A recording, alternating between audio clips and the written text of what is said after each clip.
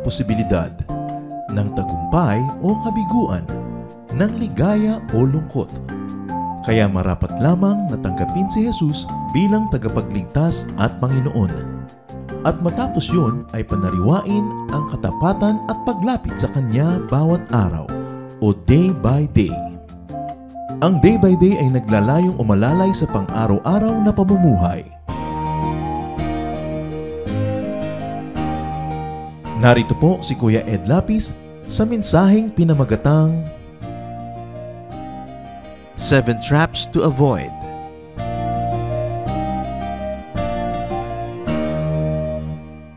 Seven traps to avoid.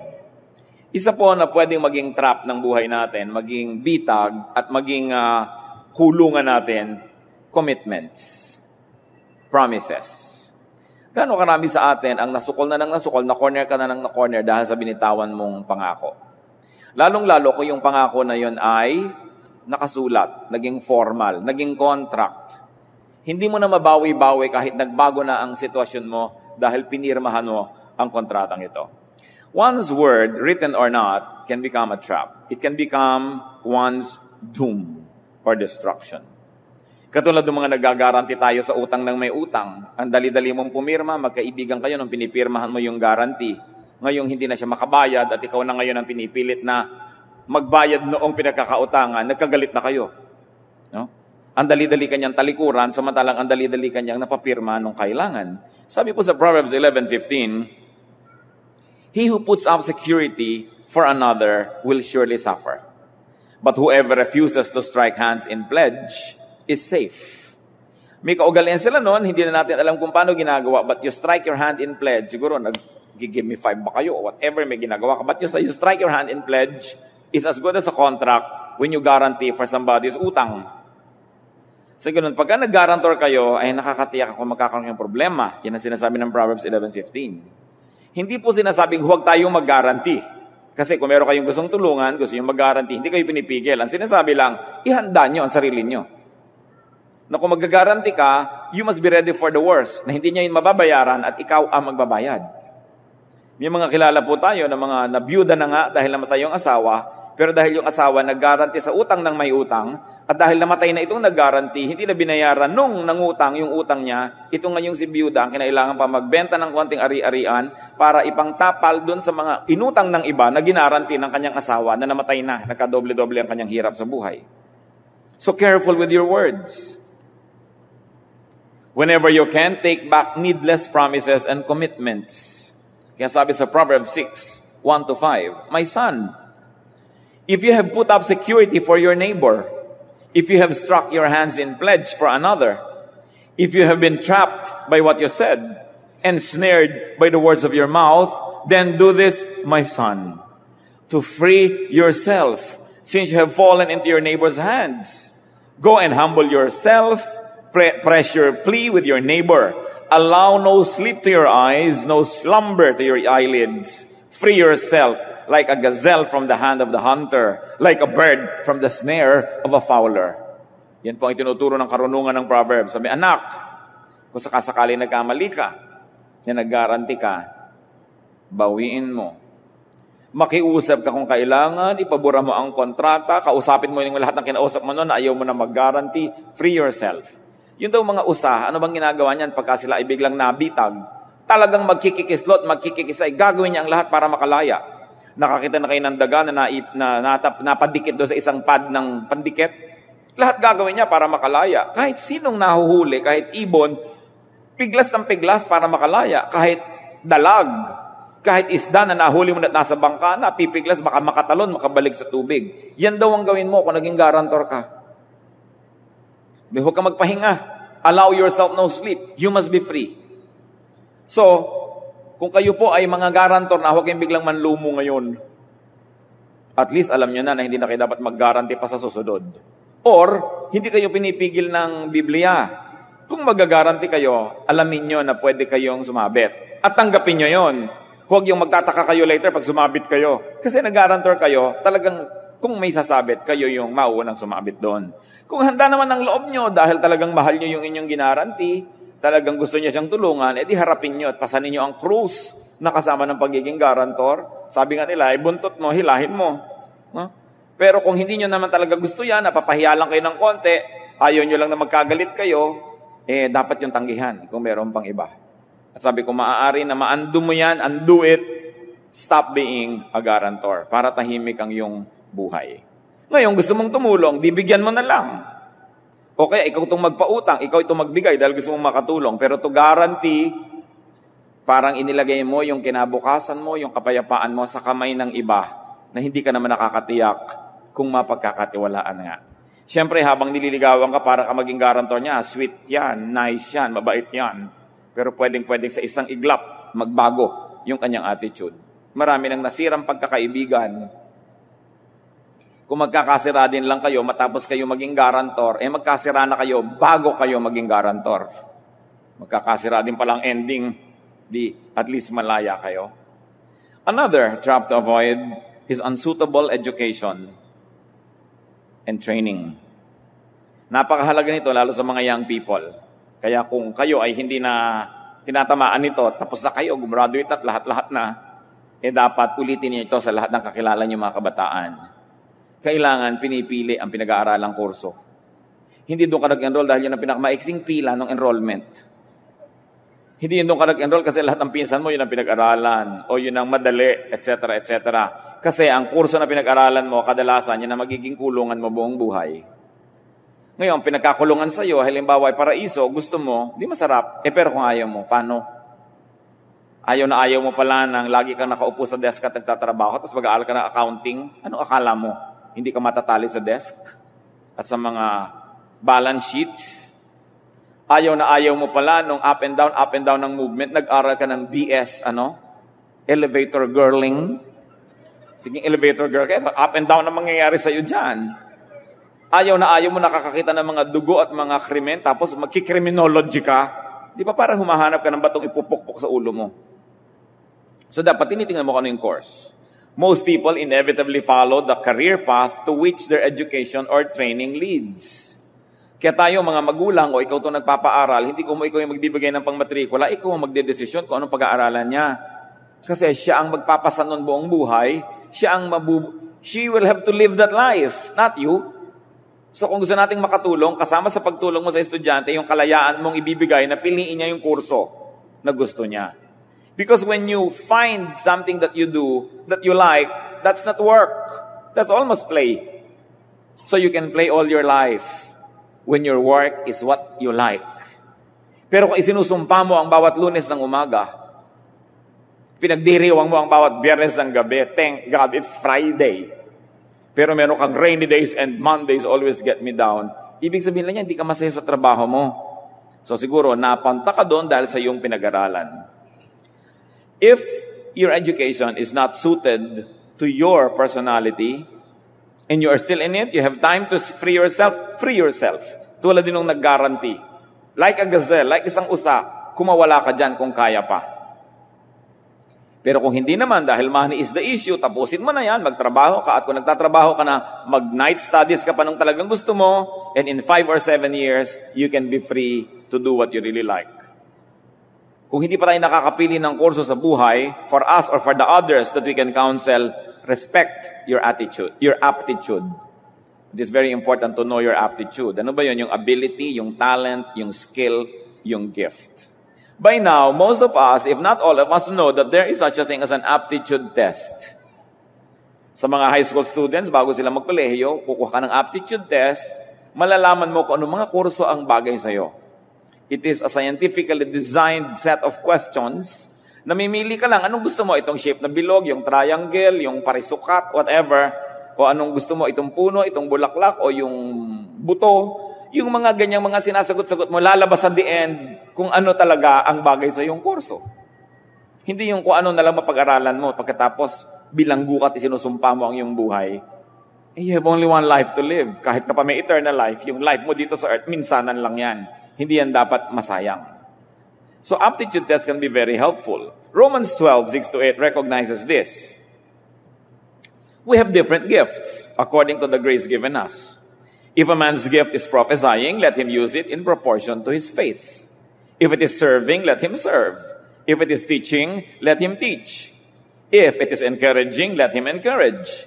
If it is contributing to the needs of others, let him give generously. If it is leadership, let him govern diligently. If it is in showing mercy, let him do it cheerfully. Ano sinasabi lang ng Romans 12? Hindi tayo magkakamuka. Dinisenyo tayo ng Diyos na may iba-ibang kakayanan, iba-ibang talino, iba-ibang galing. So lumugar ka sa lugar mo para ka masaya at para masaya din ang iba. Can you imagine kung ang inyong administrador, hindi naman marunong mag-administer, di ba ang lungkot ng lahat ng kanyang pinangungunahan? Parang yung singer, hindi naman marunong kumanta, hindi ba talagang torture na pakinggan siya? Parang yung leader, hindi marunong mag-lead, yung teacher, hindi marunong mag-teach, mali yung lugar niya, hirap na hirap siya, at ikaw naman, hindi ka satisfied sa administration niya. So para sa iyong ikabubuti at sa ikabubuti ng lahat, dapat lumagay sa lugar. At paano ka lalagay sa lugar? Dapat alam mo yung lugar mo sa mundo. Alam mo dapat yung gift mo at doon ka pumwesto. Another trap to avoid, na pag-usapan na natin almost, is careers. Kanina, unsuitable education, which can lead to another trap, which is a career. A profession. Kung ayaw mong laging nakayuko, hindi ka pwedeng magdentista. Dahil wala pa akong nakitang dentistang nagtatrabaho, siya ang nakahiga. Lagi kang nakayuko. No? So kung masama sa likod mo yun, hindi bagay sa'yo ang kursong yan. Ayaw mo ng ganito, huwag ganun ang gawin mo. Professions and vocations can become traps. And mind you, even a religious vocation can become a trap. Hindi ko man sa religious vocation ka ay naglilingkod ka sa Diyos more than others who are in the so-called secular jobs. Ano ang tunay na paglilingkod sa Diyos? Nandun ka sa lugar na dinesign para sa iyo ng Diyos. Ginagawa mo yun para sa ikabubuti ng lahat at para din sa sarili mo, paglilingkod yun sa Diyos. Hindi ko man nasa full-time Christian ministry ka, missionary ka, pastor ka, whatever. Ibig sabihin, naglilingkod ka na. Kung hindi naman yun ang calling mo, hindi ka naman nilikha ng Diyos para doon. Kaya ako yung nilikha sa Diyang para sa iyo, kinakanta natin, kasi may dahilan ng paglikha. So, ang isa sa napakalungkot ko minsan, yung nagkaroon ka ng religious vocation, tapos aatras ka later, dahil na-realize mong hindi para sa'yo, tapos ang lahat i-judge ka, ay nag-backslide, ay bumalik kay Satanas, ay tinalikuran ng Diyos. Kasi ang lupit ng tao. At mas malupit sila doon sa mga nasa religious vocation.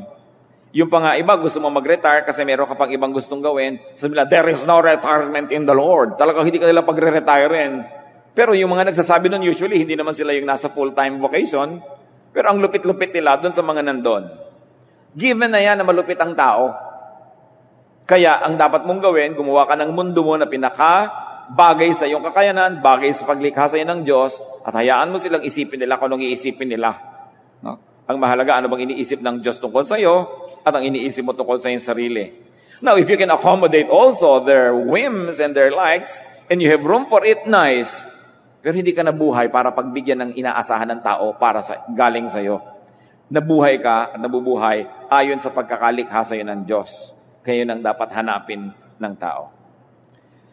At napakahalaga pong isipin na pagka ikaw nagbuhos ng panahon mo sa isang debosyon, sa isang career, 10, 15, 20 years, tapos hindi pala yun ang bagay sa iyo, ano man ang gawin mo, hindi mo na maibabalik pa ang nawalang panahon. Kaya habang maaga na na-realize mo yan, dapat ka nang mag-iba-iba. Mapag-uusapan ka lang a few weeks, later on, may iba na uling pagchichismisan ng mga tao, malilimutan ka na nila. O kaya may maninisi lang sa'yo, sandali. Makaka-adjust din sila lahat. Pero huwag kang mag-stay where you are staying just because of what people will think. No? Dahil pag sila isasaya, hindi naman nila ikaw i-consider para yung kasiyahan mo ang maging kasiyahan nila eh. Don't sacrifice the reality about yourself for the expectation of others. Because chances are you will never be able to satisfy them anyway. At ikaw din, hindi ka rin satisfied. So mahalaga tinitingnan ng career. At huwag magsayang ng oras sa pamamalagi sa isang bokasyon na hindi naman bagay sa iyo. Ecclesiastes 3:1, there is a time for everything and a season for every activity under heaven. So if you are not able to do what must be done in that year will never return. You can never do it in that year, ever again. You probably can try to do it in another time, but the right time for it, the best time for it, had passed. And you will never pass that way again. Hindi na ibabalik ang panahon. Kaya dapat pinahahalagahan ang paglipas ng mga sandali. Dapat habang nabubuhay ang tao, bawat araw na nadadagdag sa ating buhay, papalapit ka ng papalapit doon sa talagang image that God intended for you, that God designed you for. Sayang, kung mamamatay ka na lang, hindi pa natutupad. Parang naging munggo ka na lang, hindi ka man lang naging toge. Di ba yung munggo, ibabad mo lang sa tubig yan sa isang araw, nagiging toge. Pag itinanim mo yan sa lupa, magiging tunay na halaman, mamumunga. Pero ang daming munggo, hanggang munggo na lang talaga, nakain na silang munggo na lang. Maraming tao ganun din, hindi na natupad yung mga potential na dapat mangyari sa kanyang buhay. At ang isa po talaga sa bumibigo nito, kahirapan. Ang dami-dami mga tao, ang galing sanang musician, artist, dancer. Pero paano ka mag-musician kung kumakalamasik mura mo? Dapat sana naging mga scientist, hindi nakapag-aral dahil mga walang pera. Kaya kalaban talaga ng true godliness ang poverty. Kasi yan ang bumibigo sa kalooban ng Diyos para sa atin na maging kung ano tayo dapat. Hinahadlangan ka ng poverty. Hinahadlangan ka kung minsan ng iba, yung sobrang hiya mo, di mo na magawa ang dapat mong gawin. Mga hadlang sa buhay na dapat na-identify natin. Because every person is a promise. Like every seed is a promise. Pag tiningnan mo yung seed, maliit lang yan. Pero bigyan mo yan ng panahon, bigyan mo ng oras, bigyan mo ng lupa, ng tubig, ng araw, pwedeng maging kasilakyan ng buong acacia tree. But it started with a seed. At bawat tao ganon, may malaki, magandang mangyayari kung nabibigyan lang ng pagkakataon ang bawat isa. Kaya ang sabi ng Ecclesiastes 12:1, remember your Creator in the days of your youth. Maraming reading dito. Yung iba, huwag kang magwala, huwag mong sirain ang buhay mo habang youth ka dahil masisira ang future. Pwedeng reading yon. At sa atin ngayong purpose, pwede mo yung basahin na habang bata ka pa, alamin mo na kung anong purpose ng creation para sa'yo, anong aptitude mo, anong talent mo, para magamit mo ang darating pang panahon para lumapit doon sa katuparan ng promise. Remember your Creator. Remember how you were created, what you were created for in the days of your youth. Kasi kung ang tanda mo na bago mo na-realize, parang kulang na rin ang panahon. 70 anyos ka na nung ma-realize mong dapat kang maging Miss Philippines. Parang medyo huli ka na ng konti nun. Di ba? Yung ang tagal-tagal, umandar na ang panahon bago mo na-realize dapat ka naging ballerina. Kasi pag hindi ka nag-train mula 4 or 5 years old, no? Huli na kung 21 ka na, dapat nagre-retire ka na nun. No? Dahil hindi na susunod yung mga kasukasuan mo sa mga hinihingi ng disiplina na ito.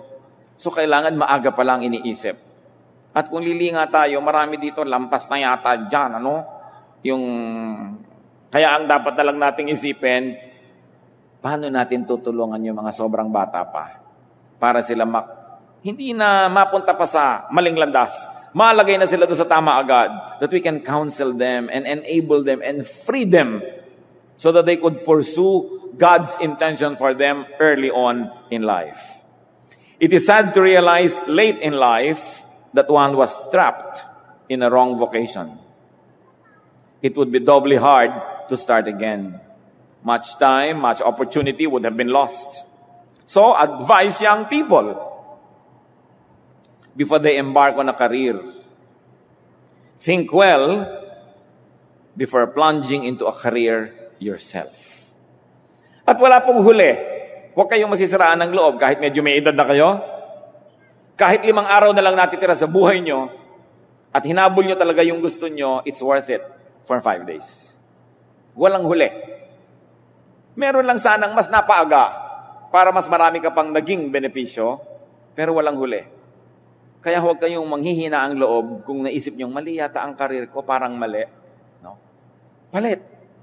Yung iba, di ba, doktor na nag-aaral pa ng nursing, hindi namin dahil mali yung pagka-doktor, kundi nakita nila, mas marketable yata yung mga nurses ngayon, so nagpapalit sila, nag-aaral sila uli. Ibig sabihin, nagba-backtracking. Kung nag-nursing na lang sana sila nung una agad, di ba? Pero hindi nila yung ginagamit na dahilan para huwag na silang mag-nursing pa. At huwag natin silang maliitin o i-judge kung nag-nursing sila. So humahanap sila ng paraan para magkaroon ng mas magandang karir sa buhay in accordance with the demands of the world, the market, no? The labor market. Hindi huli para magpalit ng ginagawa. Lalong-lalo po kung meron sa inyo ng mga tapos na kayong mag-alaga ng mga anak. Hindi na alagain ng mga anak nyo, mas free na kayo, pwede pa rin kayo mag-ballet. Kaya lang, huwag na kayo mag-expect na mag-perform sa Cultural Center of the Philippines. No? Yung ginaganyan-ganyan na konti yung paanyo, swan-swan kayo ng konti, o duck, o whatever, kakasayo pa rin kayo niyan. Ibig sabihin, alisin nyo sa isip nyo na ang tanda ko na para dito. Dapat wala yon. Kasi sa atin, pag matanda, dapat naka-duster, dapat nakaupo sa isang silyon at nagaganchilyo. Hindi na gano'n. Ang mga matanda ngayon, nagte-text na, may mga Walkman dyan at mga iPod. Ibahin nyo yon. Kasi pati ang matatanda sa atin, dapat makalaya doon sa kulungan ng pagiging matanda. Isang malaking kulungan yan Ay, matanda na ako. Antayin mo na lang mamatay ka. Dahil matanda ka na, wala ka na ibang gagawin sa buhay dahil lang matanda ka na. Kung hindi mo nga nagawa nun, dapat ngayon gawin mo bago ka malang sumakabilang buhay. Kaya dapat din mga kapatid, we are set the old people free from responsibilities. Huwag yung mag-aasa-asawa kayo, tapos yung mga nanay nyo pag-aalagain nyo. Dapat graduate na sila dyan. Dapat nagvo-volunteer lang sila kung sila mag-alaga ng apo, pero hindi nila tungkulin na alagaan na kayo, sapat na yon. Dapat na sila patur-tur, diba? Pabiyahe-biyahe, lalo't kung ma-afford, gawin niyo makalaya sila. Dahil matapos kayo, apo naman ang aalagaan. Pag-graduate nyo lang siya, kung nakaburol na. Kailan pa nila gagawin yung gusto nilang gawin? Lalo yung mga magulang noong unang panahon, sinasakripisyo lahat para sa anak. Wala nang natirang kasiyahan para sa kanila. Kaya naman, dapat natin silang bigyan ng kasiyahan in their old age. Dahil wala namang itinira sila sa sarili Sinimot lahat para sa anak. So dapat yung anak ngayon na magkusa. Tapos gagawin yung babysitter. Gagawin yung taga-alaga. Nakakulong sa bahay ninyo doon, taong bahay. Kung makita nyo, bangkay na pala pag-uwi nyo ng 10 p.m. dahil kumain pa kayo kung saan bago kayo umuwi. Wala na makasama sa bahay, taga-dilig ng halaman, taga-alaga ng aso. Dapat makalaya na sila dahil nagawa na nila yung participation nila to enable you to have a good life. No? So be considerate of other people's personal circumstances. Dahil tulad nyo rin, sila ay meron ding hangarin na mabuhay ng buong buo, punong-puno, malaya, masaya, kapakipakinabang. No? Kailangan considerate tayo. And of course, this consideration is very, very important to apply to people who are young and who are dependent on your financial help. Hindi common yung pinag-aaral, kayo na magdidikta kung paano sila magkakaroon ng hinaharap. Kailangan, meron pa silang napakalaking participation doon. That you only assist, but not dictate. Kahit pa kayo ang magulang. Ang Diyos nga, hindi tayo dinidiktahan Binibigyan tayo ng pagpili. One of the best gifts that we can give our children is to just help them, enable them, assist them in making free choices according to how they were made by God. 1 Peter 5:2-3, be shepherds of God's flock that is under your care. So maging shepherd lang daw, hindi Lord. Do not lord it over them. Kung itutuloy pa natin yung pagbabasa niyan, maging tagapag-alaga ka lang nung ipinagkakatiwala sa iyo ng Diyos, pero hindi mo siya dapat diktahan at hindi mo dapat kawawain. Another trap to avoid, wrong associations. Ewan ko kung may mga nakilala na kayo, mga kapatid, na nagsisi kayo't nakilala nyo. Yung pinagsisihan ninyo kung bakit ba nakipagkaibigan kayo dito. Nakakapagsisi kung bakit ako nakipagkaibigan, halimbawa. Nakakapagsisi kung bakit ito'y napapasok ko sa aking mundo. May mga ganon. Wrong associations can be terrible traps. Proverbs 22:24, do not make friends with a hot-tempered man. Do not associate with one easily angered. Pag kayo lagi nakikipagbabutihan sa magagalitin, chances are, makakaladkad kayo sa maraming gulo sa buhay. So isa lang itong example, maraming dapat iwasan. So hindi ka dapat agad nakikipagpalagayan ng loob, hindi ka dapat nakikipag-associate, tinitingnan mo muna. At lalo sa pag-ibig, hindi agad-agad inihuhulog ang loob. Dahil pag nahulog na yung loob mo, hindi mo na mabawi-bawi, nahulog na kasi. So huwag niyo munang ihuhulog ang loob ninyo. Lalo mga kadalagahan. Nakakatatlong text pa lang sa inyo, nahulog na loob nyo. Sa pang-apat na text, humihingi na ng load.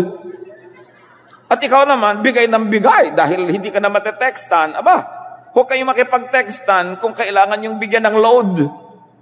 Dahil anong gagawin niya sa buhay nyo? Anong gagawin niyan pag nakasama nyo sa buhay, laging kayong maglagay ng gasolina para siya umandar? Kung load lang, hindi siya makagawa ng paraan para makatext sa inyo, hindi siya bagay sa inyo. Wala naman siyang kapara-paraan. No?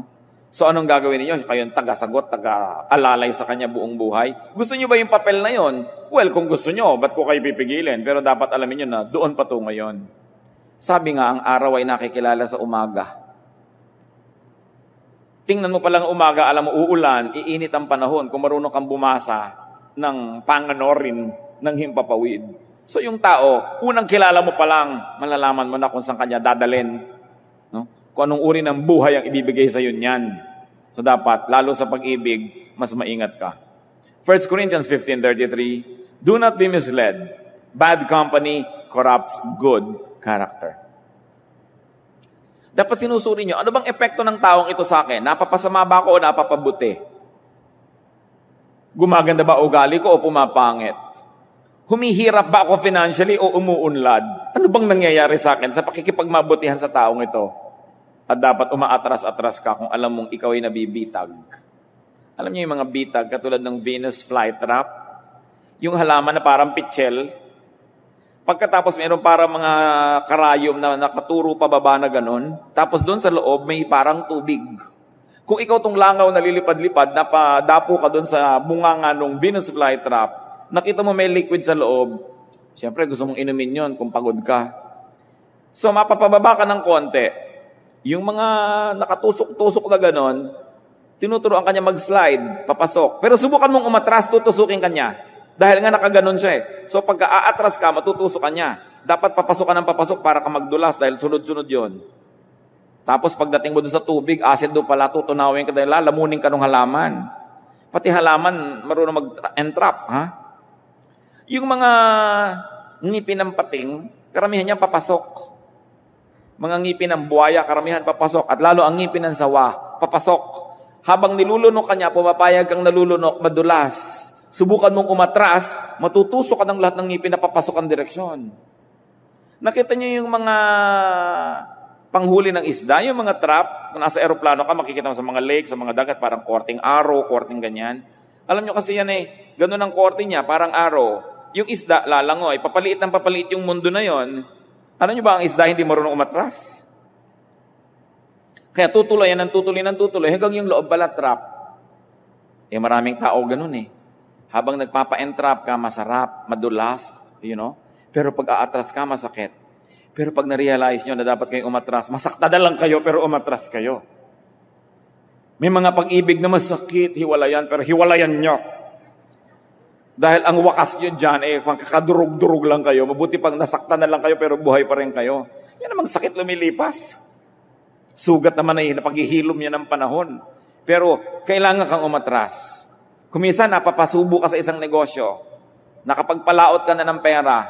Napasali ka sa scam. Nakarealize mong, teka, parang scam to. Pero nalugi na ako. Imatras ka. Kesa naman, baka sakali ka pang makabawi. Lumubog ka lang lalo na lumubog.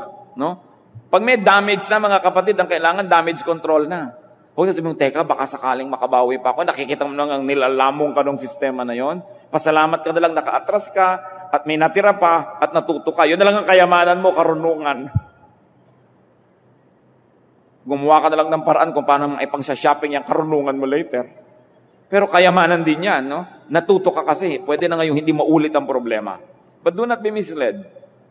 Kailangan marunong tayong umatras. Our associations define, can make, or unmake us. Our associations can destroy and entrap us. Kasi kuminsan, kung ano yung kasama mo, yun ang tingin ng tao sa iyo eh. Although, hindi mo naman kailangang gawing batas yun sa buhay mo eh. So gusto mo bang kasama to? Wala namang masama. Bahala ba sila sa tingin nila? Pero meron naman talagang masama naman.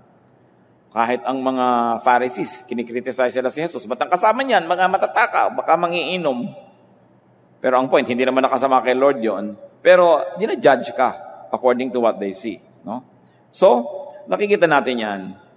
Sa John 4:27, just then his disciples returned and were surprised to find him talking with a woman. But no one asked, what do you want? Or why are you talking with her? Nagulat sila na ang Panginoon nakikipag-associate una sa mga lasenggo, sa matatakaw, at ngayon sa babae. But Jesus was rewriting social rules on dealing with women. So that kind of association wasn't bad. Because the Lord was a pioneer in this. Hindi kasi nakikipag-usap yung mga lalaki mostly with women eh. Kaya nagtaka sila, ba't may kausap na babae ito? But the Lord was welcoming women into His circle. He was rewriting the very oppressive rules against women.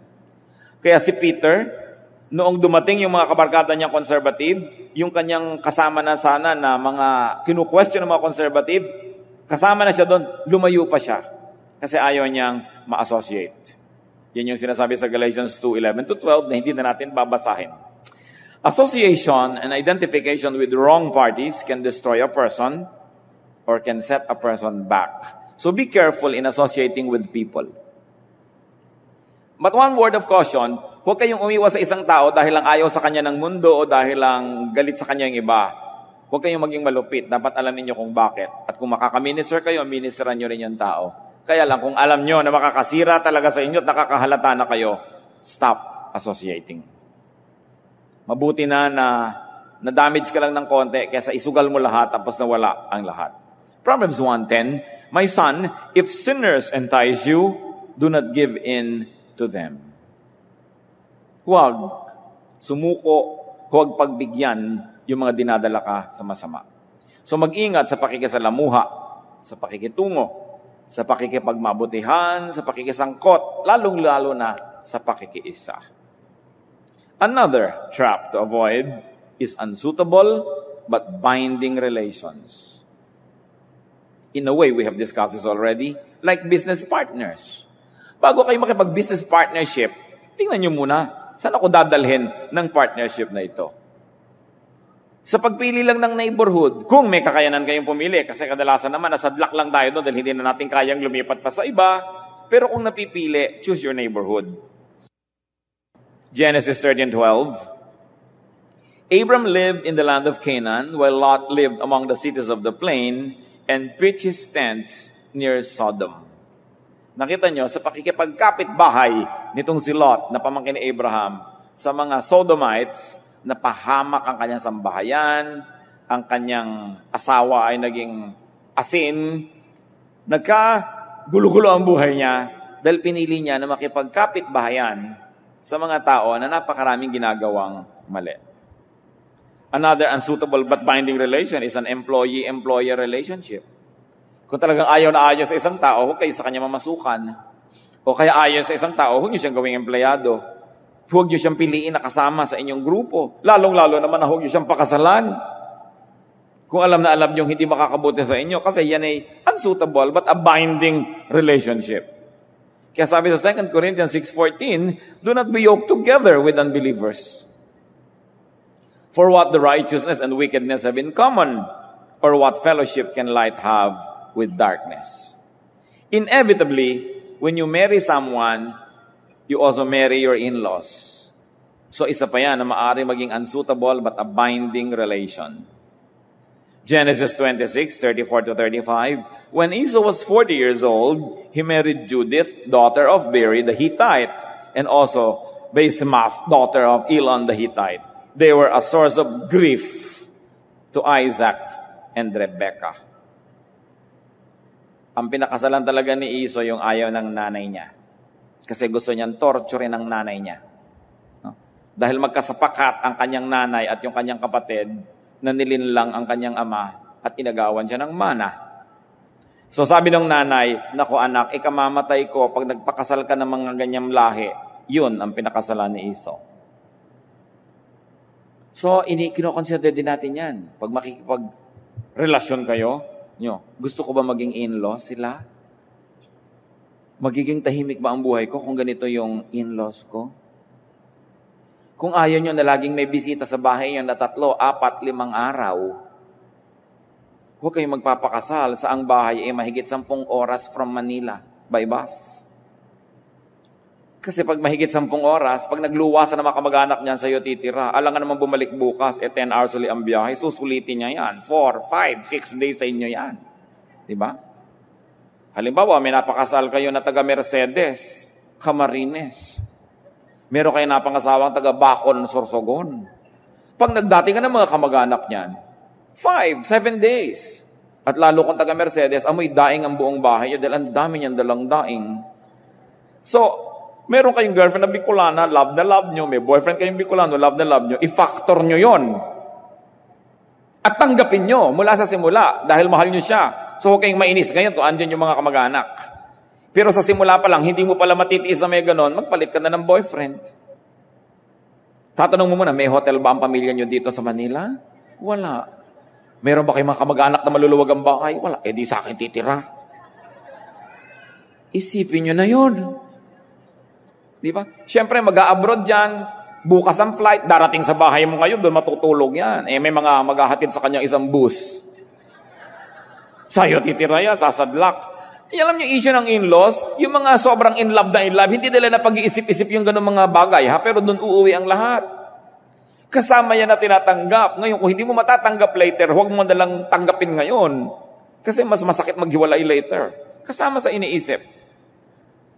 Another trap to avoid, religion. Sad to say, ha? Pero this is one of the worst traps ever. Na-entrap ka sa isang relihiyon na mali pala. O kaya, hindi pala ganon ang bagay sa espiritu o kaluluwa mo. Na-trap ka na doon. Luke 6:39, He also told them this parable, meaning the Lord. Can a blind man lead a blind man? Will they not both fall into a pit? Surely, the Lord was referring to a misguided religiosity. Pag ikaw ay humawak sa isang mali ang pupuntahan, bulag din pala siya, tas bulag ka rin, pareho kayong mahuhulog sa kanal. Wrong here could mean wrong object.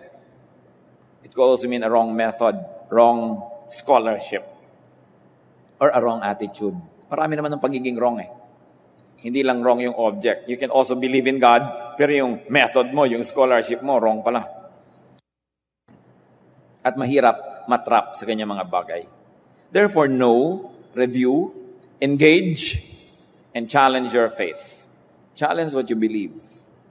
Kadalasan, mga kapatid, tayo ay nasa isang religious membership only because doon tayo ipinanganak o doon ipinanganak ang mga magulang natin. Kadalasan ganon. Dapat dumadating yung panahon na china-challenge mo yung pinaniniwalaan mo, china-challenge mo yung paraan nun ng paniniwala. At kung matapos na yan, ay na paraan mo na sa isang pagsisiyasat, pagsusuri, at gusto mo pa rin yun, then stick to it. Pero kadalasan, hindi ba yung iba matapos na have experienced another religious approach, mapag-aralan nila mga bagay-bagay, sometimes nagpapalit sila ng religious affiliation. Will na nila yon. Hindi lang nila yun minana, kundi pinili nila. Dapat ang pananalig ng tao ay pinipili, hindi lang minamana. Pinapaandar mo dapat ang utak mo, ba't ba ako naniniwala dito? Ano bang pinaniniwalaan ko? Saan ako dadalhin ng pinaniniwalaan ko? Hindi lang, I was born this way, I will die this way. Hindi pangangatwiran niya ng taong nag-iisip. Hindi ko mo itong relihiyon ng lola ko, ng magulang ko, ito na lang magiging relihiyon ko. Kasi yung pupuntahan ng espiritu mo, dapat mamalasakitan mo yon at sangkot ka sa pagpapasya kung saan pupunta ang kaluluwa mo. Kaya pinag-aaralan. At hindi dapat natatakot ang tao na suriin ang kanyang pananalig. Na matapos niyang suriin ito, kung makakita siya sa liwanag ng kanyang pangangatwiran at sa tulong ng Diyos, kung meron siyang dapat baguhin, hindi siya dapat mag-atubili na baguhin yan. Sinusunod niya ang kanyang konsyensya, sinusunod niya ang kanyang karunungan, at sinusunod niya yung tinig ng Diyos. Of course, it's all very subjective. But what I'm trying to say is, don't be blindly loyal to a religion only because you were born in it or born into it. You must engage it. You must examine it, and you've got to decide after your examination what to do with it. Kung naniniwala ka pa rin, matapos mong suriin, mabuti. But you should be careful with religion. Mas maraming tao nasasadlak sa impyerno, hindi dahil sila ay mamamatay tao. Hindi dahil sila ay smuggler. Hindi dahil sila ay adulterer or whatever. Kundi dahil meron silang maling religious baggage. Nagkakagulo-gulo tuloy ang buhay nila. Kaya ang sinuri at tinuligsan ng Panginoong Hesus ng sobra-sobra were the religious leaders of His time because they were not leading according to the standards of Jesus. Matthew 23:15, "Woe to you, teachers of the law and Pharisees, you hypocrites! You travel over land and sea to win a single convert, and when he becomes one, you make him twice as much a son of hell as you are." Can you imagine ang sinasabi ng Panginoon sa mga religious leaders ng kanyang panahon? Sumpain kayo, mga mapagbalat kayo, mapagpanggap. Ang layo-layo ng binabiyahin nyo para magmisyon, pero pag may taong napapaniwala nyo at nahikayat, mas doble pa ang kanyang kapahamakan. Sapagkat binibigyan ninyo ng inyong mga pananaw na nakakasira ng kanilang pagkatao. Halimbawa, sobrang nagiging judgmental, sobrang nagiging self-righteous. Ganun, you make him twice as much a son of hell as you are. Mabuti pa, hindi na lang siya narating ng mission nyo. Sinasabi ng Panginoon, you travel over land and sea to destroy people. John 16:2, "They will put you out of the synagogue. In fact, a time is coming when anyone who kills you will think he is offering a service to God." Nakita niyo yung tinutukoy naman dito ng Panginoon? Yung sobrang religious blindness that people will think that by killing others in the name of God, they are serving God. Isa yan sa napakalaking kabulagan na ibinubunyag ng Panginoon, na ang tunay na pagiging makadiyos ay pagiging maibigin sa kapwa. Kahit yung kapwa mo, iba ang paniniwala, iba ang pananalig, at iba ang paninindigan, hindi mo siya papatayin sa ngalan ng Diyos. Gusto niya, darating ang panahon, mangyayari yan, sabi ni Lord. Kung napasama ka sa relihiyon na gino-glorify yung papatayin mo kapwa mo para sa ngalan ng iyong Diyos. Yan ang sinasabi ni Lord. You were entrapped. Matthew 7:15, "Watch out for false prophets. They come to you in sheep's clothing, but inwardly they are ferocious wolves." Sabi, mag-ingat kayo. Hindi lahat ng mukhang makadiyos ay makadiyos nga. Siyempre, yung gustong makapanira ay nagpapanggap mo nang sila ay harmless. At pag kayo ay nawala ng pagbabantay, when you're not watchful anymore, when you lose your guard, they will attack. Finally, sa dinami-rami ng mga traps, 7 lang ay i-discuss natin ngayon. The trap of image. An image daw is an icon, a representation. Image can become a trap. The image we create, the image we allow to materialize about ourselves, can become a trap. Anong ibig sabihin natin? Kung minsan meron kang image na na-develop na ikay mapagbigay. So, ang dami ng panahon na ayaw mo magbigay, pero ang naging image mo na mapagbigay, bigay ka ng bigay. Trap. What is a trap? That you are forced to do something you don't like to do. You are forced to stay in a situation you don't like to stay in. Kung minsan, naging image mo sa iyong pamilya mayaman. At siguro naman, there was a stage in your life na malakas kang kumita. Tuwing Pasko, sa'yo nakapila lahat ng mga pamangkin mo at ang mga apo-apo. Ikaw lagi ang magdadala ng lechon. Tuwing may namamatay, ikaw ang bibili na ataol. Tuwing magkakasakit, ikaw ang tutubo sa ospital kasi may pera ka. Dumating ang panahon, hindi ka na ganun. Na-trap ka doon. So there are people who spend all of their savings or end up borrowing just to maintain an image. An image can be a trap. Minsan na kayo halimbawa nagtrabaho abroad, marami kayong pera, lumalangoy kayo sa pera, tapos biglang nawala na yon, o na-demote na yung asawa nyo, no? Dahil lumiit na yung kumpanya niya abroad, hindi nyo naman masabi sa barangay, kayo pa rin lagi ang ninang ng lahat ng kasalan, expected kayong magregalo ng malaking electric fan, na gusto niya lang sana, pamaypay na bulin na lang ibigay, dahil yun na lang afford nyo, pero utang kayo ng utang, eto pa rin, malaking electric fan, kasi may image. Yung image na yan, nakakaalipin. Kung hindi yan ang totoo tungkol sa inyong sarili, tanggalin nyo yan sa inyong buhay para kayo lumaya. Because the image can box you in, can haunt you, can define, and even can misrepresent you. Maraming maling image, mga kapatid. No? Maraming mga tao na bubuhay sa likod ng isang maskara. Hindi talaga sila yon. So hirap na hirap sila dahil nagme-maintain sila ng isang malaking kasinungalingan. John 4:9, the Samaritan woman said to him, "You are a Jew, and I am a Samaritan woman. How can you ask me for a drink?" Ano yung paggamit ng image dito? Jewish man ka. Hindi ka nakikipag-usap sa mga Samaritan. Male ka pa. makikipag-usap ka, female ako. Anong image ko? Hindi ako nakikipag-usap sa lalaki, lalo't hindi ko kapwa Samaritan. So bakit tayo nag-uusap? So ang point ng babae, pangatawan na natin ang mga images natin. Pero mabuti ba yun? That was the image that Jesus was destroying. That he was a Jew, but he was talking not only to a woman, but to a Samaritan woman. So Jesus was rewriting the rules of engagement when it comes to image. Ano pa ang mga images na yan na talagang giniba ng Panginoon? No? Luke 7:39. When the Pharisee who had invited him saw this, he said to himself, if this man were a prophet, he would know who is touching him and what kind of woman she is, that she is a sinner. Alam niyo yung kwento.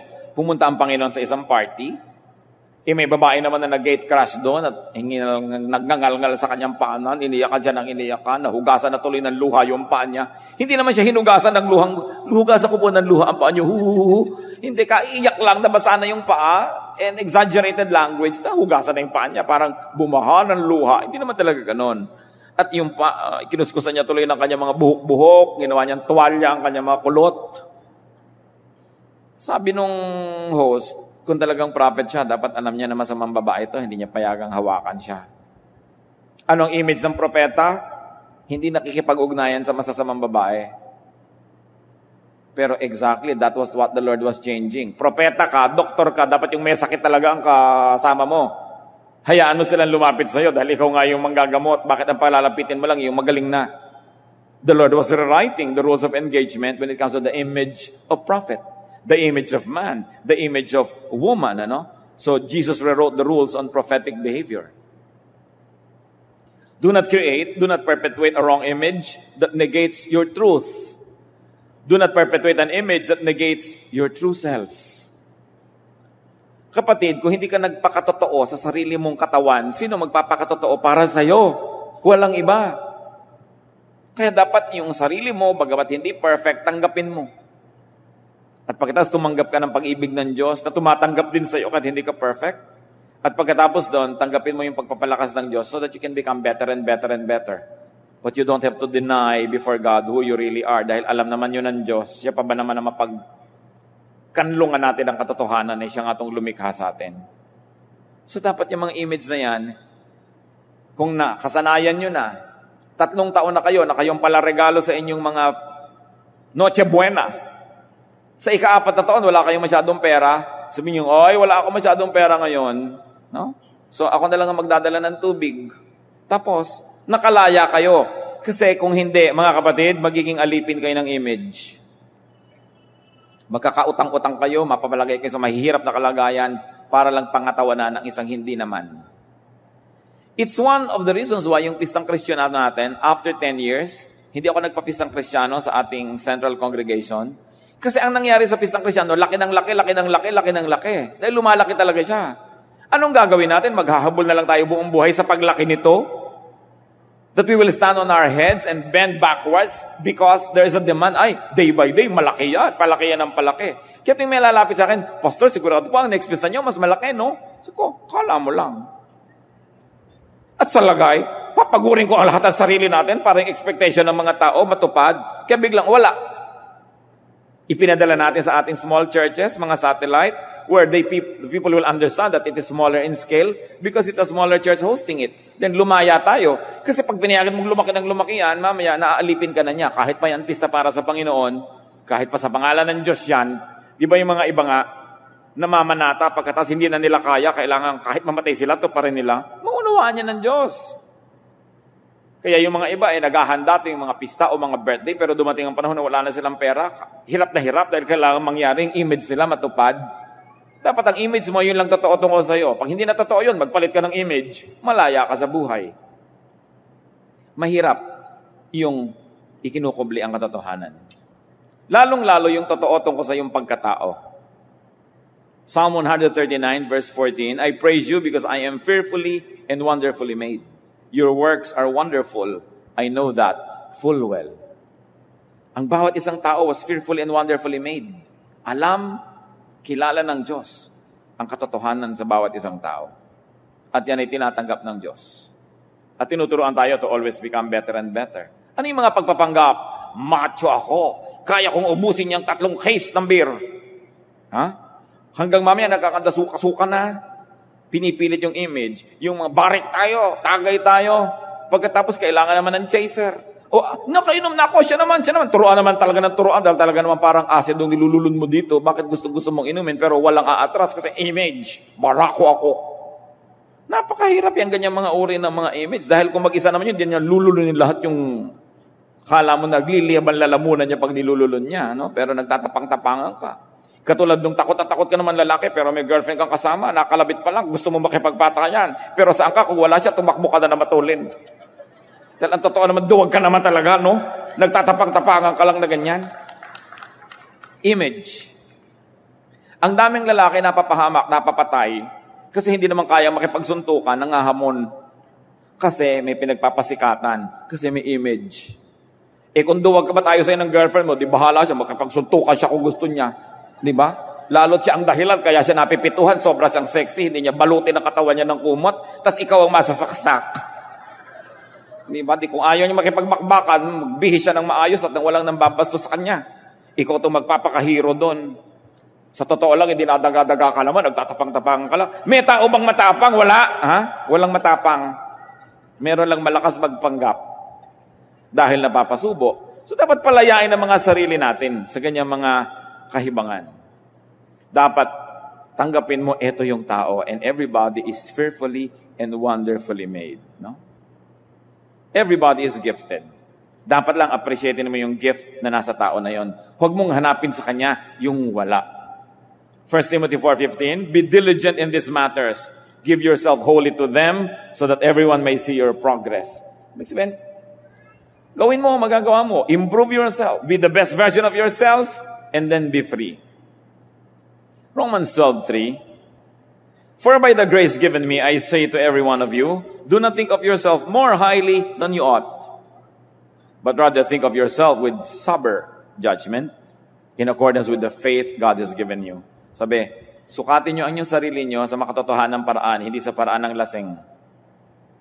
Dahil ang Diyos ang nagbigay sa inyo ng inyong mga katangian. Dapat malaya kayo na kapamuhay ayon sa totoo tungkol sa inyo. Sapagkat kung ang ipinoproject mo tungkol sa iyo hindi totoo, ang iyong buong buhay ay isang malaking kasinungalingan. Isang malaking pagkakamali. Meanwhile, if you want people to be truthful about themselves, do not punish people for being truthful. Do not punish them for letting you see the truth about them. Because you will only push them to be hypocritical. At kung pag-uusapan natin, entrapment, puro do not get entrapped. I want to end with this, brothers and sisters. Huwag niyong gawing ugali na manukol, na mang-corner ng kapwa. Hindi masarap yung nako-corner. Hindi masarap yung natatrap. Hindi niyo magugustuhang matrap kayo. So, iwasan yung mang-entrap ng iba.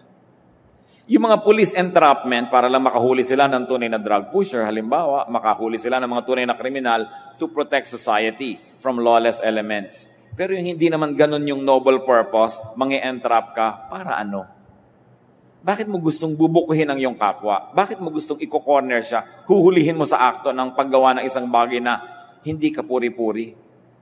A decent person will look away, turn to another direction when you notice that you might see something and entrap someone in a very difficult situation.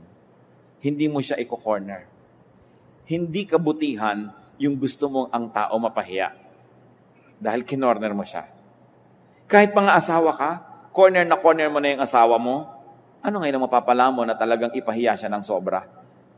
Dapat bibigyan mo siya ng way out, ng exit, para mas maayos ninyo ang inyong problema na hindi everything or nothing ang usapan, kundi diplomatically to fix life, to get the maximum benefit for everybody. Hindi na dapat iniisip natin, I must win and you must lose. Dapat talaga win-win. I must win something and you must win something else also. I must bring something home and you too must bring something home. Hindi ako na lang nag-uwi ng lahat tas wala ka. Because that kind of situation and that kind of relation will never last. Because the oppressed party will also want to be free. Sabi nga nila, You love something, set it free. If it comes back, it is yours. If it doesn't, it never was. So bibigyan mo ng kalayaan ng tao na maging totoo. Huwag mo siyang pilitin na magkunwari, sapagkat sa hirap ng pagkukunwari, magpipiglas din yan at pipilitin niyang lumaya mula sa inyo. You only want to be with people who accept your truth. So you want people to be with you? Accept their truth. You set them free, and you set other people free. Diyos namin sa langit, kayo na Diyos ng nagpapalaya. Turuan niyo kami, Panginoon, na huwag ma-entrap. Huwag kaming masukol. Huwag kaming maging bihag ng iba. Turuan niyo rin naman, Lord, na huwag kaming bumihag ng kapwa. Kundi kung gaano namin gusto maging malaya, ay bigyan din namin ng laya ang aming kapwa. Lalong-lalo sa amin na may kaunting kapangyarihan, may kaunting influensya over others. Teach us, Lord, that you who are powerful, that you are almighty, also gives us freedom. You set us free. Turuan niyo po kami, Lord, kung ano mga practical applications sa buhay ang maaari naming iuwi at baunin mula sa mga pag-aaral na ito. Mga kapatid, magbulay-bulay tayo na ilang saglit.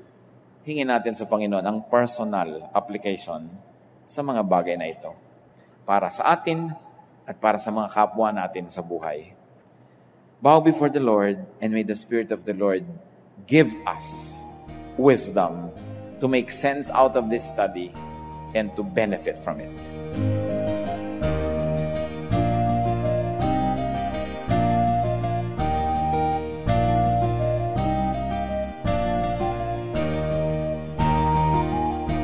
Ang katatapos pong mensahe ni Kuya Ed Lapiz ay pinamagatang 7 Traps to Avoid.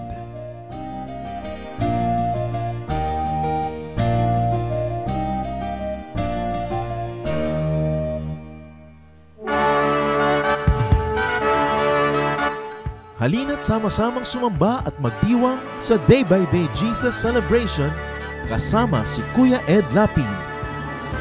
Bulwagan ng Panginoon PICC, one Sunday a month, Philippine International Convention Center, Rojas Boulevard, Pasay City.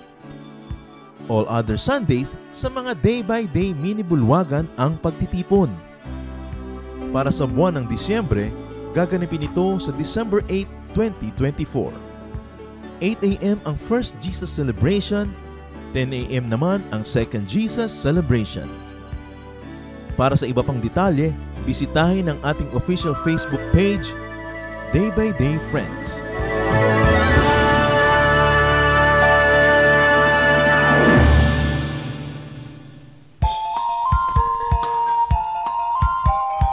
Mabuhay at mapagpalang araw sa inyong lahat. Ako po si Pastor Arnold Mendoza. Inaanyayahan po namin kayo na dumalo, makisaya at maki-fellowship sa Day by Day Melbourne, Australia every Sunday at 10 a.m. na ginaganap sa 57 Melverton Drive, Hallam, Victoria. At sa ating weekday sambahay or Bible study na ginaganap sa bahay ng mga kapatiran every other Wednesday and Saturday. Please contact Sister Marcel, mobile 0061 434 442 500 or check our Facebook page Day by Day Australia at sa website natin na daybydaymelbourne.org. Halinang ipagdiwang ang Panginoong Jesus.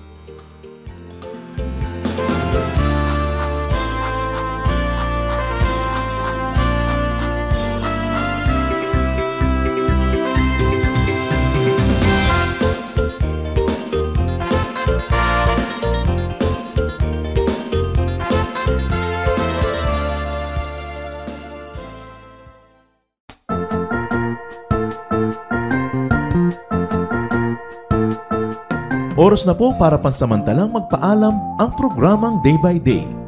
Tayo po'y magsama-sama tuwing ika-6 hanggang ika-7 ng umaga, araw-araw. Magandang umaga po at mabuhay ang Panginoong Hesus!